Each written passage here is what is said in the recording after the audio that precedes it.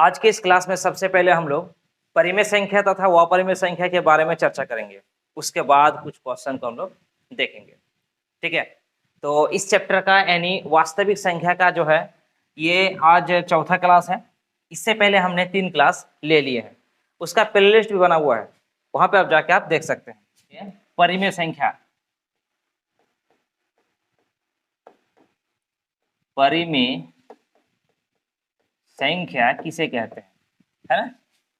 वे संख्या जिसे p बटा q के रूप में लिख सकते हैं उसे परिमेय संख्या कहते हैं, है ना? p बटा q के रूप में लिख सकते हैं उसे हम लोग क्या कहेंगे? परिमेय संख्या कहेंगे। इसमें जो एक शर्त है, वो शर्त क्या है? 2 शर्त है।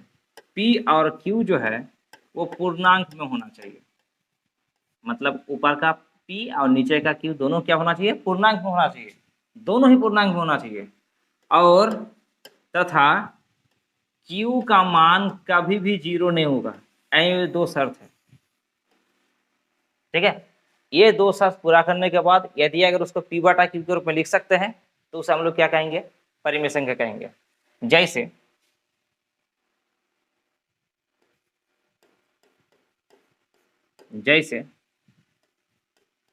5/2, 3/4, 7, मतलब उसके नीचे कुछ नहीं है। इसी प्रकार से बहुत सारा जो है परिमेय संख्या है ना। अच्छा, एक परिमेय संख्या और यहाँ पे देख लीजिए, 1/3। ये क्या है? ये परिमेय संख्या है। ये क्या है? परिमेय संख्या। अगर इसी को अगर हम लोग भाग देते हैं, एक को अगर हम 3 से भाग देते हैं, डिवाइड करते हैं, तो एक तो जाएगा नहीं, एक दशमलव लेंगे, यहाँ पे कितना हो जाएगा? 0 हो जाएगा। 3 तिया 9, 10 से 9 घटेगा 1, दशमलव है यहाँ पे 0 आ गया। 3 तिया 9, 10 से 9 घटेगा 1, दशमलव के बदले में 1 0 आ गया, फिर 3 तिया 9। इसी प्रकार से जो है ये बार बार होता रहेगा, मतलब 1/3 को जो है इसका दशमलव रूप क्या होगा? 0.333 ऐसे चलते रहेगा, है ना। ये भी क्या हो गई? एक परिमेय संख्या है, ठीक है। इस टाइप का अगर रहे तो समझ लीजिए क्या है? ये परिमेय संख्या। इसको हम लोग इस तरह से भी लिख सकते हैं जो आप क्लास 9 में पढ़ चुके हैं, है ना। ये 0.03 का पावर बार, ये जो है ना, ये भी क्या है? क्या है? ये परिमेय संख्या है।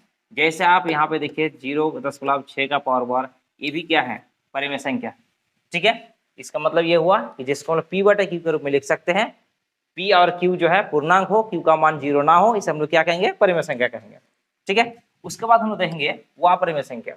क्या देखेंगे? अपरिमेय संख्या। अपरिमेय संख्या, अपरिमेय संख्या हम लोग किसे कहेंगे? जिसको p बटा q के रूप में नहीं लिख सकते हैं उसे अपरिमेय संख्या कहते हैं। जैसे जैसे जैसे √3, ये क्या है? अपरिमेय संख्या है। √2 क्या है? ये अपरिमेय संख्या है। √5 अपरिमेय संख्या है। 2√2 अपरिमेय संख्या है। √2 - 2 अपरिमेय संख्या है। ये सब के सब क्या है? अपरिमेय संख्या।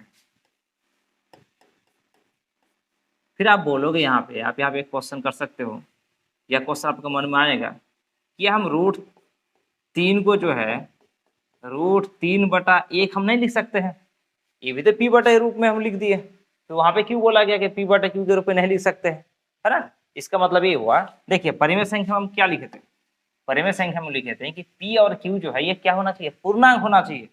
अब यहाँ पे देखिए, ये जो है ना, ये √3, ये क्या पूर्णांक है? पूर्णांक है? पूर्णांक नहीं है।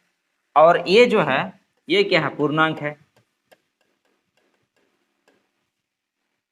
ठीक है। अब फिर आपके मन में क्वेश्चन आएगा कि पूर्णांक किसे कहते हैं? पूर्णांक किसे कहते हैं? ये यहाँ पे हमको बताना चाहिए था। खैर देख लीजिए, पूर्णांक हम लोग कहते हैं जैसे 0, 1, 2, 3, 4 ऐसे चलते रहेगा, और उसके विपरीत दिशा में जो है -1, -2, -3 ऐसे इधर चलते रहेगा। ये हो गया आपका क्या? पूर्णांक। इसको क्या कहते हैं? पूर्णांक। इसको इस तरह भी हम लोग बोल सकते हैं, पूर्ण संख्या और ऋणात्मक प्राकृत संख्या के संग्रह को पूर्णांक कहते हैं। मतलब इधर से हो गया धनात्मक पूर्णांक, इधर से हो गया ऋणात्मक पूर्णांक, और जीरो जो है वो ना तो धनात्मक है और ना ही ऋणात्मक है। ठीक है, अब तो आपको पता चल गया होगा कि पूर्णांक क्या है। अब यहाँ पे देखिए, क्या √3 पूर्णांक है? तो पूर्णांक ये नहीं है, √3 जो है पूर्णांक नहीं है। इसीलिए जो है √3 क्या है, ये वो अपरिमेय संख्या है। सबका कारण वही है, यहाँ पे एक भी ऐसा नहीं है कि क्या है, पूर्णांक है। समझ गए ना? उसके बाद हम देखते हैं, आशा करता समझ में आ गया होगा। उसके बाद हम क्वेश्चन को देखते हैं। क्वेश्चन में क्या है, देखिए पहला क्वेश्चन है, कैसे करके टिक लग गया, हाँ पहला क्वेश्चन है 49। इससे पहले हमने 48 नंबर तक क्वेश्चन बना लिए हैं, जो आप प्ले लिस्ट में जाके देख सकते हैं। पाई है, पाई क्या है, पूर्णांक है, एक अपरिमेय संख्या है, एक परिमेय संख्या है, इनमें से कोई नहीं, तो क्या होगा, पाई जो है एक अपरिमेय संख्या है। इसको आप याद रखिएगा। फिर आपके मन में क्वेश्चन आएगा कि पाई का मान तो 22/7 है, तो ये तो परिमेय संख्या है, p/q दोनों पूर्णांक भी है ना, तो फिर पाई का मान कैसे हो गया? हकीकत में पाई का मान 22/7 नहीं है, उसका अनुमानिक जो है मान ये रखा गया है। ठीक है, देखिए उसके बाद हम क्वेश्चन नंबर आते हैं 50। एक कौन सी संख्या है, एक जो है कौन सी संख्या है? तो एक जो है भाज्य संख्या, अभाज्य संख्या नहीं, एक तो अभाज्य संख्या नहीं है, भाज्य संख्या भी नहीं है ना, सहभाज्य संख्या भी नहीं है, इनमें से कोई नहीं। समझे? ये अभाज्य भी नहीं है, क्योंकि अभाज्य संख्या सबसे छोटा अभाज्य संख्या क्या होते हैं, 2 है। भाज्य संख्या सबसे छोटा भाज्य संख्या 4 है। इस तरह से जो है इनमें से कोई नहीं। अब देखिए आगे एक और नंबर क्वेश्चन, √2 क्या है? अभी तो हमने बताया √2 क्या है, वो अपरिमेय संख्या है। √3 क्या है? √3 भी क्या है, एक वो अपरिमेय संख्या है। उसके बाद हम लोग देखते हैं क्वेश्चन नंबर 53। 7√5 अगर रूट के साथ कोई संख्या गुणा के रूप में रहे, है ना, रूट के अंदर में कोई संख्या है और उसके साथ जो है कोई संख्या गुणा के रूप में रहे, घटाव के रूप में रहे, भाग के रूप में रहे, प्लस के रूप में रहे, तो सभी के सभी क्या होते हैं, वो अपरिमेय संख्या होते हैं। तो ये क्या है, गुणा के रूप में है, ये भी क्या हो जाएगा, वो अपरिमेय संख्या हो जाएगा। 54 नंबर में जो है 5 - √3 है, क्या है ये, वो अपरिमेय संख्या भी है ना। ठीक, उसके बाद 55 नंबर क्वेश्चन में देखिए 5 + 2 √3 दिख रहा ना, ये तो परिमेय संख्या है, लेकिन ये सब मिला हुआ है, ये भी क्या हो जाएगा, वो अपरिमेय संख्या हो जाएगा। क्या होगा, ये वो अपरिमेय संख्या। अब देखिए 56 नंबर क्वेश्चन, 1/√2 किस प्रकार की संख्या है? तो क्या होगा बताइए, ये भी जो है वो अपरिमेय संख्या होगा।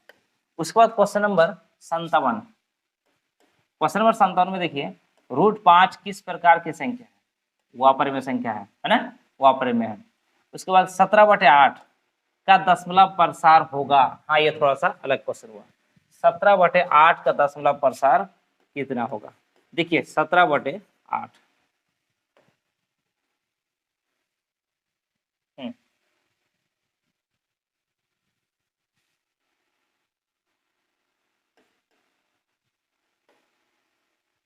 देखिए 17/8 ये किस प्रकार का संख्या है? ऑप्शन में दिया है, देखिए शांत है, वो अशांत आवर्ती है, वो अशांत है, इनमें कोई नहीं है। इसको हम चेक करते हैं। देखिए हम जो है ऊपर से हम लोग को कोई मतलब नहीं है, नीचे को तोड़ेंगे, नीचे को सबको तोड़ेंगे तो 2 × 2 × 2 इस तरह नहीं होगा, 8 पर हम लोग गुणनखंड करेंगे तो। अब देखिए अगर हम यहाँ पे 3 ठो 2 है ना, 3 ठो 5 भी तो कर सकते हैं। जब नीचे 3 ठो 5 से गुना किए तो ऊपर भी तो 3 ठो 5 से कर सकते हैं। ठीक है, कर सकते हैं ना। अब यहाँ पे देखिए उसको गुना करके कुछ भी आए, ठीक है, कुछ भी आए, चलो हम लिख भी दिए कुछ भी आए, ठीक है। लेकिन नीचे में आप देखिए, नीचे में क्या है, 5 को 2 से गुना 10, 5 को 2 से गुना 10, 5 को 2 से गुना 10, यानी कितना हो जाएगा, नीचे में 1000 आएगा। अब जो ऊपर में कुछ भी संख्या रहे उसके 3 ठो के बाद जो है ये दशमलव आ जाएगा। समझे? तब जाके क्या होगा, ये दशमलव प्रसार इसका शांत होगा। दशमलव प्रसार क्या हो जाए इसका, शांत होगा। मतलब नीचे में याद रखिएगा, कोई भी अंक रहे, कोई भी अंक रहे, लेकिन नीचे में 2 और 5 गुना में नहीं, क्या बोले हम, देखिए फिर से देखिए, कोई संख्या रहे ऊपर में, कुछ भी संख्या रह सकता है, लेकिन नीचे में 2 और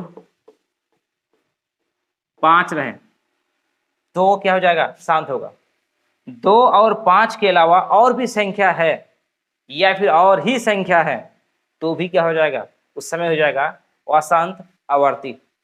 ठीक है, अब यहाँ पे देखिए क्वेश्चन नंबर 59, 6/15 कितना है, 6/15, 6/15 का दशमलव प्रसार क्या होगा, शांत, अशांत, अशांत आवर्ती और इनमें कोई नहीं, क्या होगा बताइए।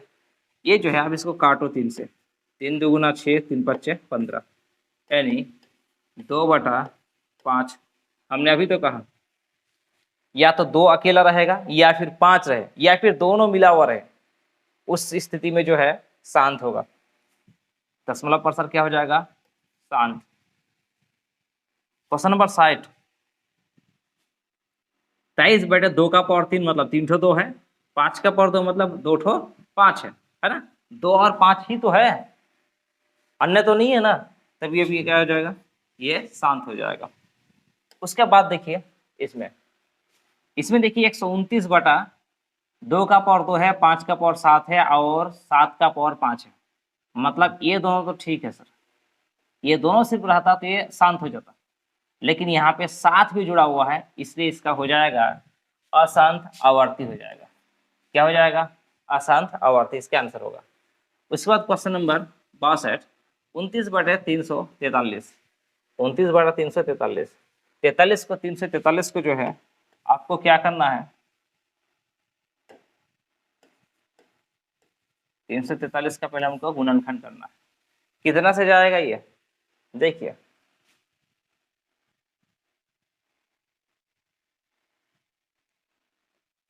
सात से जाएगा, 4 7 28, कितना बचा यहाँ पे, 6 बचा, 6 और 3 63, 7 नमा 63, 7 7 49, मतलब 7 का पावर 3।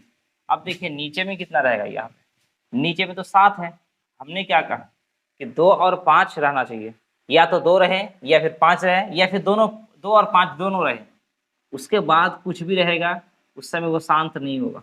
इसका सही आंसर कितना हो जाएगा, अशांत आवर्ती हो जाएगा।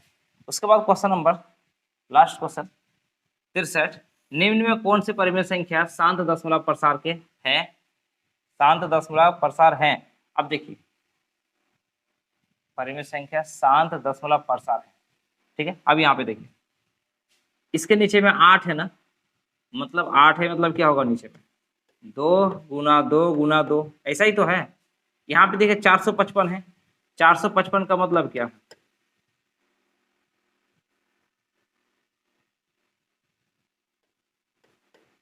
चार सौ पचपन का मतलब हो जाएगा यहाँ पे 5 से जाएगा, 5 नाम 45, 5 के 5, हाँ कितना आता है, और ये जाएगा 3 से, 7 से जाएगा, 7 के 7, 2 21, 3 7 21, हाँ। तो ये जो है